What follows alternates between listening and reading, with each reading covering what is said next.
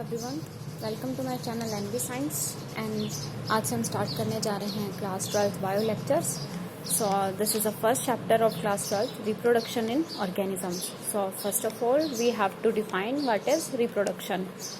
So let's look here, what is reproduction. सबसे पहले हम पता करेंगे कि रिप्रोडक्शन क्या होती है, तभी हम इस चैप्टर के बारे में पता करेंगे कि आगे रिप्रोडक्शन क्यों होता है, रिप्रोडक्शन क्या होता है, फिर ऑर्गेनिज्म में रिप्रोडक्शन कैसे होता है, उसके लिए क्या क्या प्रोसेसेस होते हैं। ठीक है, सो this is the first chapter, reproduction. Reproduction is a biological process. Reproduction वो एक बायोलॉजिकल प्रोसेस होता है जिसमें फॉर्मेशन ऑफ न्यू ऑफस्प्रिंग्स को बनाया जाता है, फॉर्म किया जाता है from the pre existing organisms. Pre existing का मतलब जो पहले से रह रहे ऑर्गेनिजम्स हैं, यानी कि जो पहले से ही एग्जिस्ट करते हैं ऑर्गेनिज्म, उन्हीं से नए ऑर्गेनिज्म बनाए जाते हैं। और वो किस प्रोसेस से बनाए जाते हैं? एक बायोलॉजिकल प्रोसेस से। और इस बायोलॉजिकल प्रोसेस का नाम क्या है? रिप्रोडक्शन। तो सबसे पहले हमें याद रखना है कि रिप्रोडक्शन क्या होती है। ये एक वो बायोलॉजिकल प्रोसेस है जिससे पहले या फिर प्री एग्जिस्ट, यानी कि जो पहले से एग्जिस्ट ऑर्गेनिजम्स हैं, जो लिविंग्स हैं, उनसे नए ऑर्गेनिजम्स बनाए जाते हैं। एक बायोलॉजिकल प्रोसेस। ठीक है, इस बायोलॉजिकल प्रोसेस का नाम क्या है? रिप्रोडक्शन। न्यू ऑफस्प्रिंग्स का मतलब है न्यू बॉर्न बेबीज या फिर new organism. Pre existing, pre का मतलब प्रीवियस, जो पहले से ही एग्जिस्ट कर रहे हैं। ठीक है, तो पहले से ही जो ऑर्गेनिजम्स एग्जिस्ट कर रहे हैं उनसे न्यू ऑफस्प्रिंग या फिर न्यू ऑर्गेनिज्म बनाए जाते हैं। Reproduction becomes a vital process without which species cannot survive for long it। ठीक है, ये रिप्रोडक्शन क्या है? एक ऐसा प्रोसेस है जिसके बिना स्पीशीज जो है अपने आप को दूसरी जनरेशन तक सर्वाइव नहीं कर सकती हैं। अगर रिप्रोडक्शन नहीं होगा तो एक ही जनरेशन में रह के वो डेथ हो जाएगी, वो डाई हो जाएगी। नेक्स्ट जनरेशन जो है उनकी नहीं बन पाएगी, तो आगे वो लाइव नहीं कर पाएंगे। It ensures continuity of the species generation after generation. तो ये क्या करती है?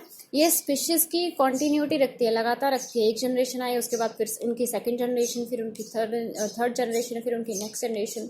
तो ऐसे क्या है, स्पीशीज की जो है जनरेशन कॉन्टिन्यूस रहती है। जैसे कि पहले क्या है, ग्रैंडफादर है, देन फादर, देन सन। तो ऐसे क्या रहती है, स्पीशीज कॉन्टिन्यूट रहती है। As older individual undergo senescence and ultimately they die. यानी कि वो क्या होते हैं, पहले ग्रो होते हैं, ठीक है, डेवलप होते हैं, मैच्योर होते हैं, और लास्ट में जब उनकी एज हो जाती है तो क्या हो जाते हैं, अल्टीमेटली अपने आप डाई हो जाते हैं। तो ठीक है, सो दिस इज कॉल्ड रिप्रोडक्शन। इसे क्या बोलते हैं? Reproduction. Next, it is a biological, अगर हम थोड़ी सी और सिंपल डेफिनेशन देखें तो यही है, it is a biological process. दोबारा से बता रही हूँ, ये वो बायोलॉजिकल प्रोसेस है इन विच एन ऑर्गेनिज्म, कोई भी organism give rise to young one, gives rise to, यानी कि एक नया ऑर्गेनिज्म और पैदा करता है, गिव राइज करता है या फिर बनाता है। ठीक है, यंग वन यानी कि ऑफस्प्रिंग, नया न्यू बॉर्न बेबी बनाता है। सिमिलर टू इटसेल्फ, खुद के जैसा, उसको क्या बोलेंगे? Reproduction. Okay, next, the offsprings, जो ऑफस्प्रिंग्स होते हैं, न्यू बॉर्न बेबीज होते हैं, न्यू बॉर्न ऑफस्प्रिंग्स होते हैं, न्यू बॉर्न ऑर्गेनिज्म होते हैं, वो पहले ग्रो करते हैं, फिर वो डेवलप होके मैच्योर होते हैं। ठीक है, उसके बाद in turn produce new offspring, और जब मैच्योर हो जाते हैं तो वो भी अपने पेरेंट्स की तरह ही क्या करते हैं, न्यू ऑफस्प्रिंग्स को प्रोड्यूस करते हैं। ठीक है, सो यहाँ पे एक साइकिल सी बनी रहती है। There is a cycle of birth, growth and death. ठीक है, बर्थ होती है, ग्रोथ होती है, मैच्योर होते हैं, फिर वो नेक्स्ट जनरेशन को डेवलप करते हैं, फिर ऐसे ही जिन्होंने प्रोड्यूस किया है, यानी कि जो प्रीवियस जो जनरेशन है उनकी फिर डेथ हो जाती है, और नेक्स्ट जनरेशन ऐसे ही ग्रो करती रहती है। तो यहाँ पे क्या बन जाती है? एक साइकिल बन जाती है। और किसके कारण? ये बायोलॉजिकल प्रोसेस के कारण। नेक्स्ट, सबसे इंपॉर्टेंट होता है व्हाट इज लाइफ स्पान। इसमें इंपॉर्टेंट चीज क्या रखते हैं कि लाइफ स्पान क्या होता है। जो रिप्रोडक्शन है किसी की लाइफ स्पान पे ही डिपेंड करती है। The period from birth to the natural death, वो टाइम पीरियड बर्थ से लेके और जब तक उसकी नेचुरल डेथ होती है। नेचुरल डेथ यहाँ पे क्या है? नेचुरल डेथ है, कोई एक्सीडेंटल डेथ नहीं। यहाँ पे हम किसका लेंगे? नेचुरल डेथ का एग्जाम्पल लेंगे। Of an organism is called its life span. Span means यानी कि जो उसने पीरियड जो यहाँ पे स्पान किया है, जो स्पेंड किया है, कौन सा time period? From birth to natural death is called life span. Next point, life span of an organism. किसी भी ऑर्गेनिज्म का लाइफ स्पान जो है वो बहुत ही थोड़े टाइम से लेके बहुत ही लंबे टाइम तक डिपेंड करता है। फ्रॉम फ्यू डेज, कुछ समय से, यानी कि कुछ दिन से लेके, जैसे बटरफ्लाई का लाइफ स्पान होता है, यानी कि बर्थ टू जो डेथ टाइम पीरियड होता है बटरफ्लाई का, वो होता है 1 to 2 वीक्स। तो कुछ डे से लेके वो कुछ थाउजेंड्स ऑफ ईयर्स तक भी रह सकता है। जैसे बैनियन ट्री का क्या होता है time period? Thousands of year, उसमें सालों लग जाते हैं। ठीक है, यानी कि एक जो बैनियन ट्री है वो क्या है, सालों समय तक या फिर थाउजेंड्स ऑफ ईयर तक स्टैंड रह सकता है, यानी कि रहता है। ठीक है, नेक्स्ट ये तो था कि रिप्रोडक्शन क्या होती है और लाइफ स्पान इसमें कैसे मैटर करता है। ओके, नेक्स्ट है रिप्रोडक्शन के टाइप्स क्या होंगे वो बताती हूँ। Reproduction is of two types. Reproduction जो है मेनली टू टाइप्स के ही होते हैं। First is asexual and second is sexual. ये एसेक्सुअल और रिप्रोडक्शन और सेक्सुअल रिप्रोडक्शन, सबसे पहले हमें याद रखना है कि रिप्रोडक्शन जो है टू टाइप्स का होगा, एसेक्सुअल एंड सेक्सुअल। तो जहाँ पे हम ए अटैच कर देते हैं it means absence of sexes. Sexes का मतलब गैमेट्स, ठीक है। तो गैमेट्स के कारण जहाँ पे रिप्रोडक्शन होगी this is called sexual reproduction. जहाँ पे गैमेट्स एब्सेंट होंगे, गैमेट्स के कारण रिप्रोडक्शन नहीं होगी, it is called asexual reproduction. Gametes एक सिंगल सेल्स होते हैं, यानी कि हैप्लॉइड सेल्स होते हैं। जितना बॉडी के अंदर, जितना किसी ऑर्गेनिज्म के अंदर क्रोमोसोम्स होते हैं उसके हाफ नंबर के क्रोमोसोम्स उस सेल के अंदर होते हैं और उस सेल को बोला जाता है गैमेट। तो जो रिप्रोडक्शन गैमेट्स के कारण होती है this is called sexual reproduction, और जो विदाउट गैमेट होते हैं this is called asexual reproduction. Okay, तो अगर क्वेश्चन आ जाता है कि रिप्रोडक्शन जरूरी क्यों होती है या फिर रिप्रोडक्शन का वर्क क्या होता है, रिप्रोडक्शन के एडवांटेजेस क्या है, एडवांटेज क्या है। रिप्रोडक्शन एंश्योर्स, रिप्रोडक्शन क्या बताता है, द कॉन्टिन्यूटी ऑफ स्पीशीज, किसी भी स्पीशीज को कॉन्टिन्यूस रखना, ठीक है, from one generation to the next generation, ठीक है। एक जनरेशन फिर उसने प्रोड्यूस की नेक्स्ट जनरेशन, फिर उसने प्रोड्यूस की नेक्स्ट जनरेशन। तो किसी भी स्पीशीज की जो है next generation to next generation तक कंटिन्यू रखना, तो यही क्या बताता है, रिप्रोडक्शन। ओके, ये कंटिन्यूस रखता है। स्पीशीज आगे बताऊंगी स्पीशीज क्या होता है। स्पीशीज होती है सिमिलर टाइप ऑफ पॉपुलेशन, ठीक है, सिमिलर टाइप ऑफ पॉपुलेशन, जैसे कि ह्यूमन बींग्स की अलग हो गई है, ठीक है, एनिमल्स की अलग हो गई है, प्लांट्स की अलग हो गई है, और प्लांट्स में भी डिफरेंट डिफरेंट टाइप्स की क्या है, अलग अलग स्पीशीज है, जैसे मैंगो की अलग हो गई है। ऐसे ही एनिमल्स में भी होता है, जैसे डॉग्स की अलग हो गई है और टाइगर की अलग हो गई है। ओके, तो यहाँ पे रिप्रोडक्शन हमें क्या बताता है कि वो स्पीशीज की कंटिन्यूटी रखता है, लगातार स्पीशीज को बनाए रखता है एक जनरेशन से लेके सेकेंड जनरेशन तक। सो नेक्स्ट, फर्स्ट पार्ट मैंने अभी बताया था एसेक्सुअल रिप्रोडक्शन, अभी बताए थे दो part, sexual reproduction and asexual reproduction. तो पहले हम बात करते हैं एसेक्सुअल रिप्रोडक्शन की। Yes, here asexual reproduction. Asexual reproduction क्या होती है ये मैं पहले भी बता चुकी हूँ। A means absent, sexual means sexes और गैमेट्स, जहाँ पे गैमेट्स एब्सेंट हो उस रिप्रोडक्शन को क्या बोलेंगे, एसेक्सुअल रिप्रोडक्शन। लेकिन ऐसा नहीं है, यहाँ पे कुछ ऐसे स्पीशीज होते हैं, कुछ ऐसे ऑर्गेनिजम्स होते हैं जिसमें गैमेट्स की भी जरूरत पड़ जाती है। Okay, when the organisms when the offspring is produced by single parents with or without the involvement of gamete formation, जब कोई भी ऑफस्प्रिंग प्रोड्यूस किया जाता है सिंगल पेरेंट के द्वारा या फिर सिंगल पेरेंट के द्वारा, या तो सिंगल पेरेंट के गैमेट्स इन्वॉल्व हो या फिर इन्वॉल्व ना हो, this reproduction is called asexual reproduction. Gamete मैं पहले भी बता चुकी हूँ, single cells are called gamete, ठीक है। Single cell means haploid number of chromosomes, उसमें क्रोमोसोम क्या होंगे, हाफ नंबर के होंगे यहाँ पे। ओके, तो सिंगल पेरेंट इन्वॉल्व होगा किसमें, एसेक्सुअल रिप्रोडक्शन। जैसे सेक्सुअल की बात करें तो हमारे क्या है, फादर और मदर, दो पेरेंट इन्वॉल्व होते हैं नेक्स्ट ऑफस्प्रिंग को प्रोड्यूस करने के लिए। लेकिन एसेक्सुअल में क्या होगा, सिंगल पेरेंट ही इन्वॉल्व होगा। जैसे अमीबा है, ठीक है, अमीबा क्या है, एक ही पेरेंट है, वो आगे बाइनरी फ्यूजन या फिर लॉन्गिट्यूडिनल फ्यूजन, वो अलग अलग फ्यूजन होता है, ट्रांसफर फ्यूजन। उस फ्यूजन के कारण क्या होता है, वो डिवाइड हो जाता है। तो उसमें क्या होता है, सिंगल पेरेंट इन्वॉल्व होता है। सिंगल पेरेंट जो है नए ऑफस्प्रिंग्स को प्रोड्यूस करते हैं, या तो खुद के गैमेट्स का इन्वॉल्व करके, या फिर उनमें गैमेट्स नहीं है तो भी वो किसी अनदर ऑफस्प्रिंग को प्रोड्यूस करते हैं। तो दिस प्रोसेस या फिर this reproduction is called asexual reproduction. इस मेथड में क्या होता है, अ सिंगल इंडिविजुअल यानी कि जो एक नेक्स्ट जनरेशन को प्रोड्यूस करने जा रहा है, जो ऑर्गेनिज्म है, सिंगल इंडिविजुअल या फिर parent is capable of producing offspring. Asexual की शर्त क्या है कि जो एक सिंगल पेरेंट है उसमें कैपेबिलिटी होनी चाहिए कि वो नेक्स्ट जनरेशन को प्रोड्यूस कर सके, यानी कि सेकंड पेरेंट की जरूरत ना पड़े। अ सिंगल इंडिविजुअल और parent is capable of producing offspring. As a result अब क्या होगा, the offspring that are produced, अब जो ऑफस्प्रिंग प्रोड्यूस हुए हैं are not only identical to one another, यानी कि मान लो कि दो ऑफस्प्रिंग प्रोड्यूस हुए हैं, तो इसमें क्या है कि ऐसा नहीं है कि वो दोनों ऑफस्प्रिंग आपस में ही सेम हो, आइडेंटिकल हो, बल्कि वो एग्जैक्ट कॉपीज भी हो सकते हैं अपने पेरेंट के, ठीक है। और एसेक्सुअल में क्या है, मेनली कॉपीज ही होते हैं as same as their parent, ठीक है। ये बात थी एसेक्सुअल रिप्रोडक्शन की, जिसमें गैमेट्स का इन्वॉल्वमेंट भी हो सकता है या फिर नहीं भी होता है। और उसमें सबसे इंपॉर्टेंट बात क्या है कि जो नेक्स्ट जनरेशन को प्रोड्यूस करने जा रहे हैं उसमें इन्वॉल्वमेंट किसकी होती है, सिंगल पेरेंट की, ठीक है। और सिंगल पेरेंट की इन्वॉल्व होने के कारण जो उनके नए ऑफस्प्रिंग्स आते हैं वो अपने पेरेंट के बिल्कुल कॉपीज होते हैं और आपस में भी यानी कि क्या है, वन अनदर भी क्या हो सकते हैं, वो आइडेंटिकल हो सकते हैं। नेक्स्ट है हमारी टर्म क्लोन। क्लोन क्या होती है, क्लोन से हमें याद रखना है कि कॉपी, ठीक है। When offsprings produce are genetically, जब मान लो कि दो ऑफस्प्रिंग प्रोड्यूस हुए हैं, ठीक है, तो ऑफस्प्रिंग मतलब दो ऑर्गेनिज्म, दो न्यूबॉर्न ऑर्गेनिज्म प्रोड्यूस हुए हैं। When offsprings produce are genetically, genetically मतलब क्या है कि उनके जो जीन्स हैं, उनके जो क्रोमोसोम्स हैं, ठीक है, वो क्या है, बिल्कुल सेम है। उनके जीन्स, उनके न्यूक्लियस के अंदर जो जीन्स है, जो क्रोमोसोम्स है, वो सब क्या है, सेम है। एंड मॉर्फोलॉजिकली, मॉर्फोलॉजिकली मतलब फिजिकली लुकिंग, यानी कि देखने में भी वो क्या है, बिल्कुल सिमिलर है। और इंटरनली देखा जाए, उनका डीएनए चेक किया जाए तो वो सब भी क्या है, सेम है, similar to each other and to the parent. और जो उनके अंदर है वो एग्जैक्ट उनके पेरेंट में है। तो उन ऑर्गेनिजम्स को क्या बोलेंगे, क्लोन्स। ओके, क्लोन्स का मतलब मैंने पहले बताया था, एग्जैक्ट कॉपीज हों। When offsprings produced are genetically and morphologically similar to each other, खुद के भी क्या हो यानी कि आपस में भी, जैसे कि अगर हम बात करें सिबलिंग्स की, सिस्टर ब्रदर की बात करें, तो वो आपस में भी क्या हो, उनका डीएनए भी सेम हो और वो दिखने में भी बिल्कुल सेम हो और अपने पेरेंट्स के भी क्या हो, बिल्कुल कॉपी हो, तो उनको क्या बोलेंगे, clones. Next, asexual reproduction is common among single celled organisms.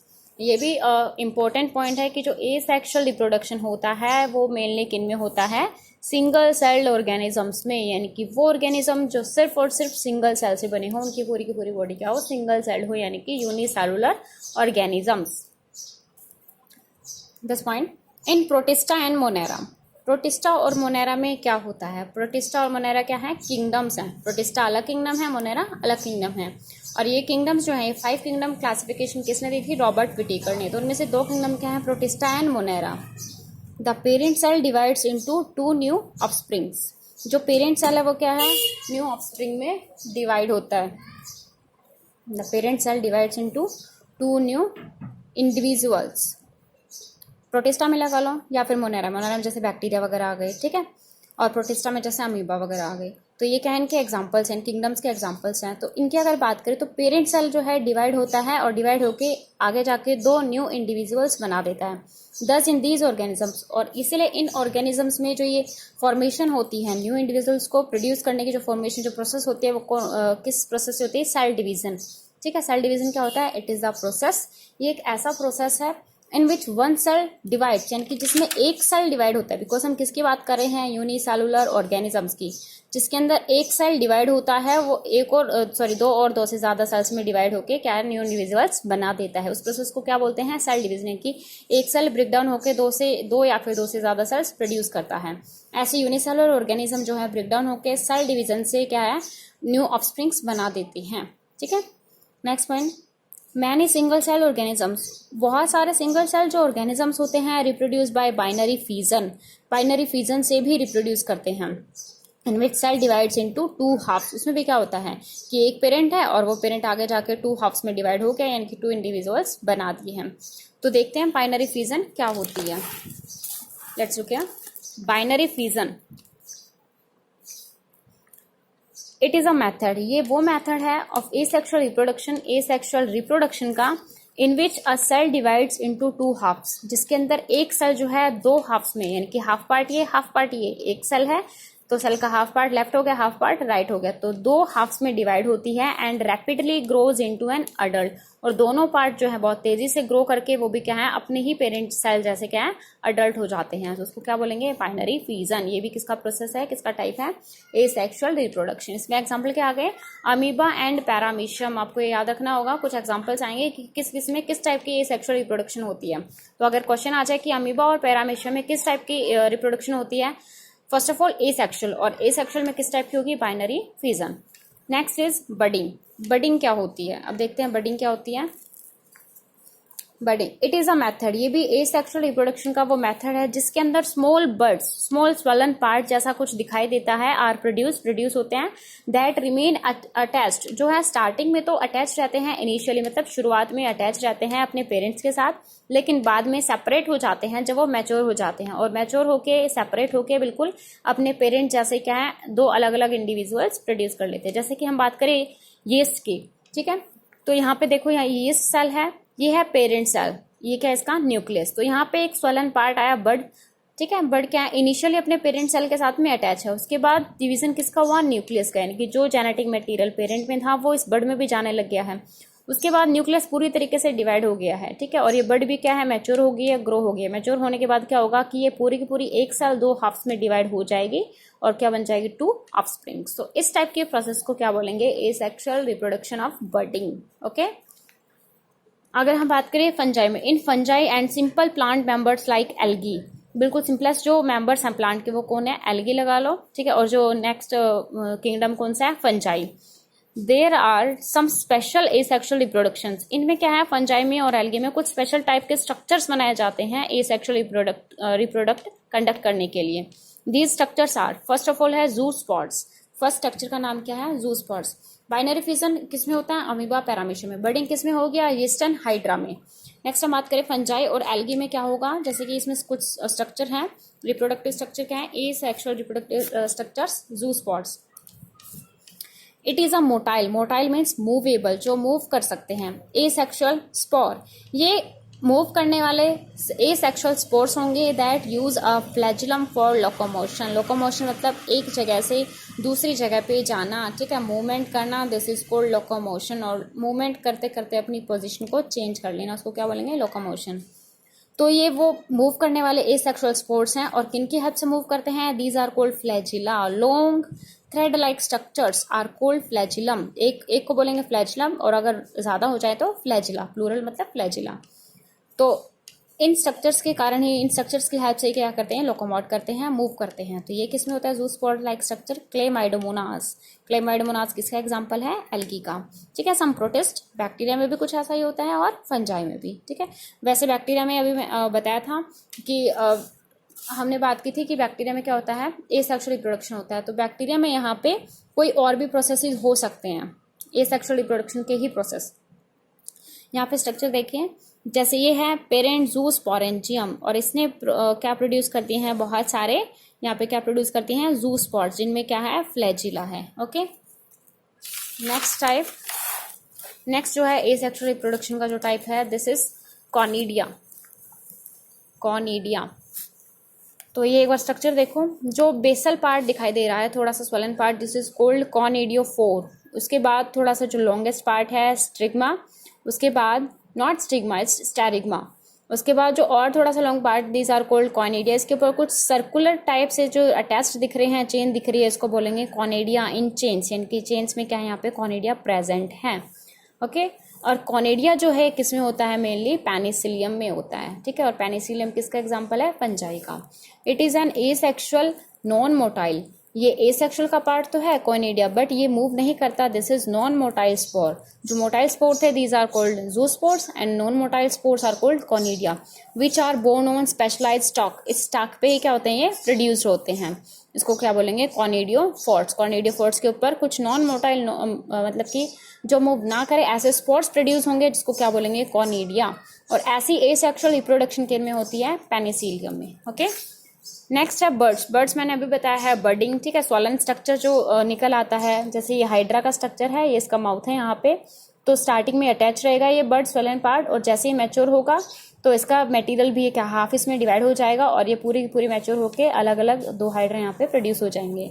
A small bud swollen structure which is formed on the parent cell, जो पेरेंट सेल पे अभी बना हुआ है, एंड एनलार्जेस, लास्ट में क्या होता है बड़ा होता है, एनलार्ज होता है विद कॉन्टिन्यूड ग्रो, यानी कि लगातार ग्रो होता रहता है, एनलार्ज होता रहता है, बड़ा होता रहता है, एट लास्ट में क्या होता है इट ग्रोज, ये ग्रो होता है, मैच्योर होता है, mature of parent cell, and parent cell divides into two daughter cell with same DNA, यानी कि इसका डीएनए भी इसमें डिवाइड हो जाएगा, ठीक है, इसका डीएनए भी इसमें डिवाइड हो जाएगा, और ये मैच्योर होकर अपने पेरेंट सेल से अलग हो जाएगा, और क्या हो जाएंगे यहाँ पे टू डॉटर सेल्स बन जाएंगे। तो ऐसा किसमें होता है हाइड्रा और जीस्ट में। और जो आज का लास्ट एसेक्सुअल का पार्ट है, दीज आर कॉल्ड गैम्यूल्स, ठीक है। And asexually produced mass of cells, ये भी एसेक्सुअली ही प्रोड्यूस होते हैं सेल्स। यहाँ पे क्या है, ये मास ऑफ सेल्स, मास मतलब यहाँ पे मास बना हुआ है, यहाँ पे ग्रुप्स इकट्ठा हो गए हैं सेल्स के, which are capable of developing into new organisms. इनमें क्या है, इतनी कैपेबिलिटी है कि ये न्यू ऑर्गेनिज्म डेवलप कर सकते हैं और into an adult fresh water sponge, और अलग से क्या है, फ्रेश वाटर स्पंज अपने अपनी बना सकते हैं। इसको क्या बोलेंगे, गैम्यूल्स। और ये सब किस में होता है, स्पंजेस में, ठीक है। तो आज के वीडियो में हमने सिर्फ पढ़ा है एसेक्सुअल रिप्रोडक्शन, और नेक्स्ट वीडियो में हम स्टार्ट करेंगे सेक्सुअल रिप्रोडक्शन। Thank you.